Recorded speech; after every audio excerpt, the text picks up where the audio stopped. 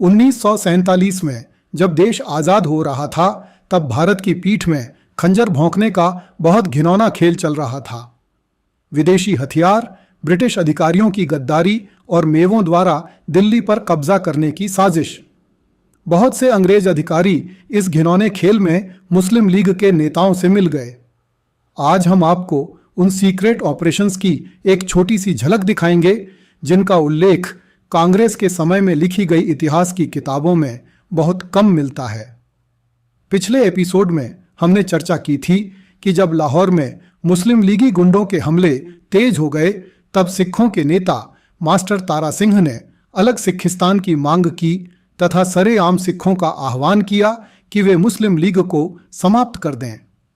Master Tara Singh के आह्वान पर सिखों ने 4 मार्च 1947 को लाहौर में मुस्लिम लीग और पाकिस्तान की मांग के विरुद्ध विशाल प्रदर्शन किया। इस प्रदर्शन में मास्टर तारा सिंह ने सिखों का आह्वान किया कि जैसे जापानियों और नाजियों ने आत्म बलिदान दिया, वैसे ही हमें भी आत्म बलिदान के लिए तैयार हो जाना है। वह दिन दूर नहीं जब हमारी धरती पर आक्रमण होगा और हमारी औरतों की इज्जत दांव पर लग जाएगी। उठो, इन मुगल आक्रमणकारियों को एक बार फिर तबाह कर दो। हमारी जन्मभूमि खून मांग रही है। धरती माता की प्यास हम जरूर बुझाएंगे, अपने खून से और दुश्मनों के खून से। कहा नहीं जा सकता कि लैरी कॉलिंस और डोमिनिक लैपियर ने तारा सिंह के भाषण के उक्त अंश किस स्रोत से लिए हैं, क्योंकि उन्होंने कोई स्रोत नहीं बताया है। वे लिखते हैं कि भारत के 60 लाख सिखों में से 50 लाख उन दिनों अकेले पंजाब में बसे हुए थे। भले ही सिख पंजाब की कुल आबादी के मात्र 13% थे, किंतु पंजाब की 40% भूमि उन्हीं के कब्जे में थी। पंजाब की अनोखी फसलों का 2/3 हिस्सा सिखों के ही हाथों पैदा होता था। हथियारों के प्रति उनके आकर्षण का अनुमान इसी से लगाया जा सकता है कि भारतीय सशस्त्र फौज के 1/3 सदस्य सिख थे और दोनों विश्व युद्धों में भारतीय सेना ने जो पदक जीते, उनमें से आधे सिखों के ही कारण जीते। इस प्रकार पंजाब पूरी तरह सुलग उठा। दिल्ली और पंजाब से लगती राजस्थान की रियासतों में भी बेचैनी व्याप्त हो गई। भरतपुर तथा अलवर रियासतों में मेव मुसलमानों ने भी हथियार उठा लिए। अलवर के राजा ने अपने राज्य का प्रधानमंत्री हिंदू सभा के नेता नारायण भास्कर खरे को बना रखा था। इस राज्य के प्रयत्न से वहां के मेव अपनी योजना में सफल नहीं हो सके।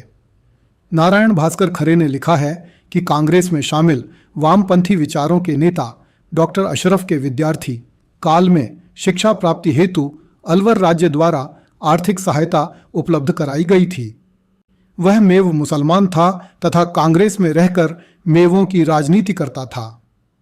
उसने अलग मेव स्थान प्रस्थापित कर पाकिस्तान में संलग्न होने का शरारतपूर्ण सुझाव दिया था। हिंदी के सुप्रसिद्ध लेखक गुरुदत्त ने लिखा है कि मेवस्थान के लिए मची मारकाट से मार्च 1947 तक इस पूरे क्षेत्र में शांति व्यवस्था सर्वथा भंग हो गई।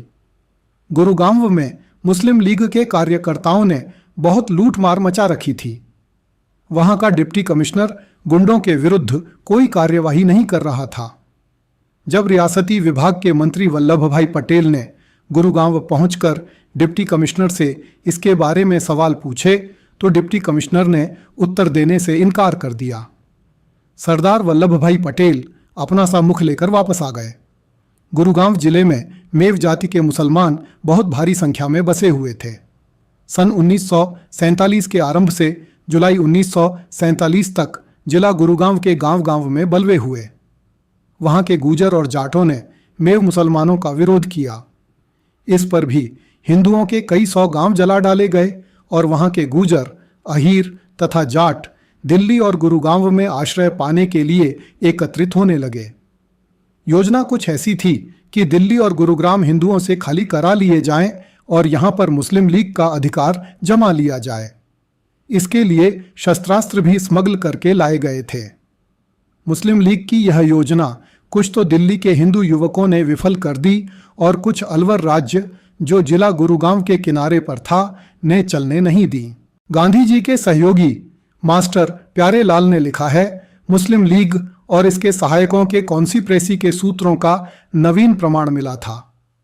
कुछ सैनिक अधिकारी जो युद्ध काल में जापान की सेना के पीछे बर्मा में ब्रिगेडियर विंगेट के अधीन काम कर रहे थे, विध्वंसात्मक कार्यवाही करते धर लिए गए। वह किस प्रकार हिंदुस्तान में घुस सके, यह एक रहस्यमय बात है। शस्त्रास्त्र के अवैधानिक रूप से हिंदुस्तान में लाने की कार्यवाही बहुत तेजी से चल रही थी। इसमें हिंदुस्तानी सेना के अंग्रेज अधिकारी सक्रिय सहयोग दे रहे थे। यह एक खुली निंदनीय बात थी। अवैधानिक शस्त्रास्त्रों के छिपे हुए भंडार, जिनमें हजारों स्टेनगन्स थीं, नागपुर, जबलपुर, कानपुर और कई स्थानों पर पाए गए। कांग्रेस हाईकमांड को इन हथियार भंडारों के लिखित प्रमाण मिले थे और पता चला था कि ब्रिटिश सरकार का राजनीतिक विभाग भी इस कार्य में सम्मिलित है। यह विभाग कुछ राजाओं महाराजाओं से मिलकर एक षड्यंत्र बना रहा था जिससे हिंदुस्तान की एकता भंग हो सके। ऐसे भी प्रमाण मिले जिससे एक व्यवस्थित योजना का पता चला कि शस्त्रास्त्र देशी रियासतों से हिंदुस्तान भर में भेजकर एक डी-डे मनाया जा सके। गुरुदत्त ने लिखा है कि बहुत से शस्त्रास्त्र मस्जिदों में एकत्रित किए हुए मिले। निस्संदेह ये हथियार मुस्लिम लीगी राज्य स्थापित करने के लिए थे। जबलपुर, नागपुर इत्यादि नगरों में जो शस्त्रास्त्रों के भंडार मिले थे, वे कदाचित मुस्लिम लीग की कॉन्स्पिरेसी का ही परिणाम था। कहना कठिन है कि इन भंडारों के निर्माण में उन राजा महाराजाओं का कितना हाथ था जो कांग्रेस के चंगुल से बचना चाहते थे। वास्तविक बात यह है कि केंद्र में जवाहरलाल नेहरू की अंतरिम सरकार बनने के बाद पूरे हिंदुस्तान में मुस्लिम लीग की कॉन्स्पिरेसी चल रही थी, ताकि यदि पूरे हिंदुस्तान को नहीं तो हिंदुस्तान के बहुत से भाग को पाकिस्तान में शामिल किया जा सके।